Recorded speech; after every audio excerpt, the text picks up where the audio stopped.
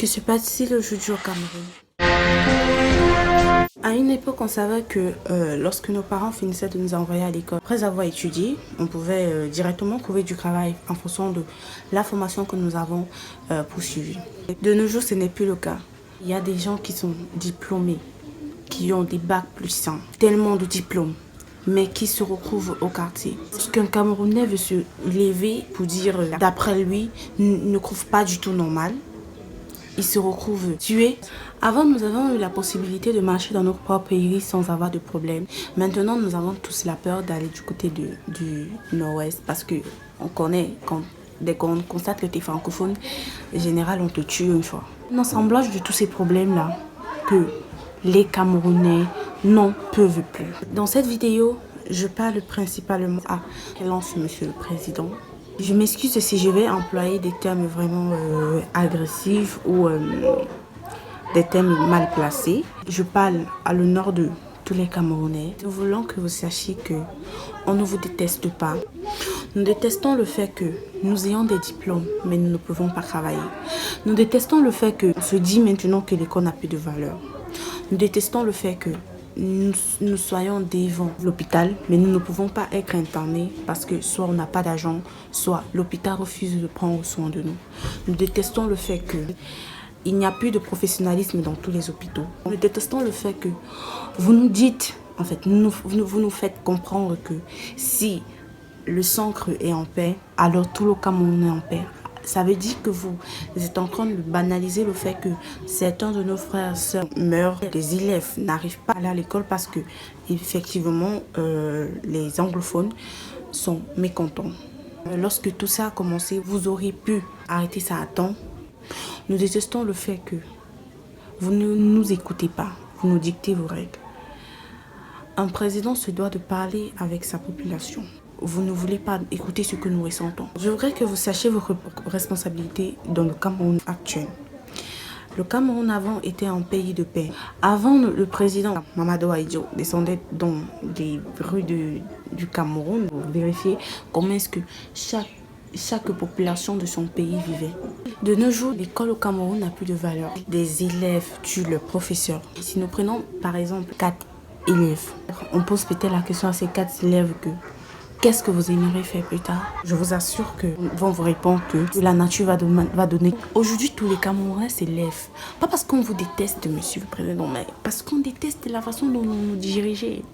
Parce qu'on déteste le fait que nous payons des écoles, des années d'études à nos enfants. Et ils sont obligés de rester au travail parce que, il n'a pas de relation. On rencontre au Cameroun pour avoir un niveau, c'est-à-dire se retrouver peut-être à travailler dans un bureau. Il faut avoir des relations, comme dit-on. Pour réussir au Cameroun, il faut avoir des relations. Le tribalisme et le racisme ne sont pas des thèmes comparables parce que le tribalisme concerne les pays qui renferment des diversités linguistiques, alors que le racisme concerne toute la population noire. Et vous ne pouvez pas dire aux Américains qui ne connaissent pas ce qu'on appelle la diversité linguistique à connaître le tribalisme. On se retrouve que lorsqu'on va dans des lieux publics, nous sommes obligés de parler du président, le Betty, pour que nos papiers puissent passer. De fois, on se retrouve que tu vas chercher peut-être ta carte d'identité, tu fais toute une ligne. Il y a le Betty, le Bamileke, le quoi. Bon, sachant quand même que le Bamileke est devant le Betty. Un membre de la police va sortir et lorsque ce Betty va parler sa langue, on va faire passer le Betty avant toute autre personne.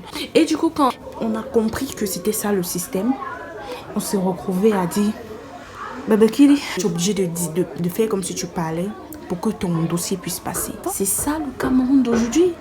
Et vous vous plaignez pourquoi les Camerounais se révoltent. Vous n'arrivez pas à comprendre pourquoi les élèves tuent les professeurs.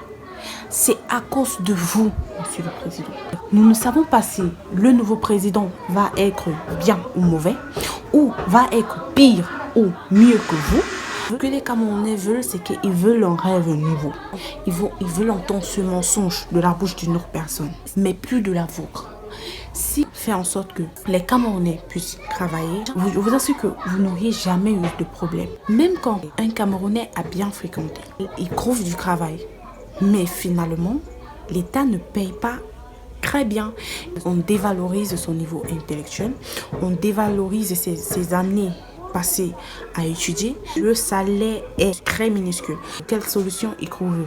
C'est d'aller dans un autre pays, offrir ses services à un autre pays, enrichir ce pays et développer ce pays, alors qu'il voulait certainement développer son propre pays, mais son propre pays n'a pas voulu de lui, ou bien son propre pays n'a pas valorisé ses connaissances. C'est pour ça que la plupart des Camerounais, presque la majorité, se retrouvent en France, aux États-Unis, en Chine, en Belgique. Il y en a tellement de pays. Si je parle aujourd'hui, c'est parce qu'il y a eu une vidéo qui s'est propagée sur le net des enfants qui sont allés à l'hôpital, je ne sais pas si c'est à l'hôpital général, c'est l'hôpital central de Bétois. Ils sont arrivés, le maman qui était malade, ils ont appelé les médecins ne sont pas venus. Ils ont appelé les infirmières ne sont pas venus. Et pour finir, la malade est morte dans la voiture. Donc c'est-à-dire qu'elle n'a même pas franchi le seuil de l'hôpital. Et même quand elle est morte, les infirmières ne sont pas toujours venues. Vous comprenez un peu la gravité de la situation. C'est tout ce que j'avais à dire dans cette vidéo.